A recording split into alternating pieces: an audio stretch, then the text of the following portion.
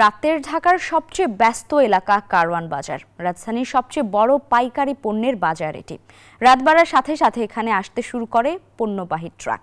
বাজারে আসার পর এসব পণ্য হাত বদল হয় নানাভাবে। ব্যাপারী থেকে যায় পাইকারি বিক্রেতার কাছে, তারপর খুচরা বিক্রেতা। হাত বদলের মারপ্যাচে পণ্যের দাম হয়ে যায় কয়েক গুণ। তাহমিদ আমিনের রিপোর্টে দেখুন বিস্তারিত। ঘড়ির কাঁটায় রাত 1:30। রাজধানীর কারওয়ান বাজারে ঢুকছে একের পর এক পণ্যবাহী ট্রাক, যার মধ্যে বেশিরভাগই সবজিবাহী।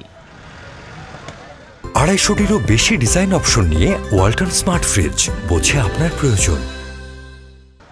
কারওয়ান বাজারে আসতেই পণ্যবাহী ট্রাক ঘিরে শুরু হয় আড়তদার, ব্যাপারী ও পাইকারদের শোরগোল। এ বাজারে প্রতিদিনই কোটি কোটি টাকার সবজি আসে দেশের বিভিন্ন স্থান থেকে। এর মধ্যে ফুলকপি ও মিষ্টি কুমড়ায় বিক্রি হয় 30 থেকে 50 লাখ টাকার। এক এক দিন এক এক রকম বাজারে দেখা গেছে। আজকে একটু বাড়তে 22 লাখও বেচা হইতে পারে, 20 লাখও বেচা হইতে পারে, 25 লাখও বেচা হইতে পারে। 16টায় কিনি, মেন্থি খরচা আছে, ব্যানগাড়ি ভাড়া আছে, ফুড ভাড়া আছে, যাইতে প্রায় 18টা 20টা করে যায়। 20টা করে গেলে 25টা বেশি। কারওয়ান বাজারে এসব পণ্য হাত বদল হয় কয়েক ধাপে। ব্যাপারীদের কাছ থেকে যায় পাইকারদের কাছে। হাত বদলের সাথে সাথে বাড়তে থাকে দামও।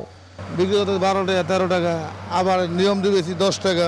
12 টাকা কিনা, 3 টাকা খরচ, 15 টাকা। আমরা 18 টাকা, 16 টাকা, 17 টাকা বিক্রি করি।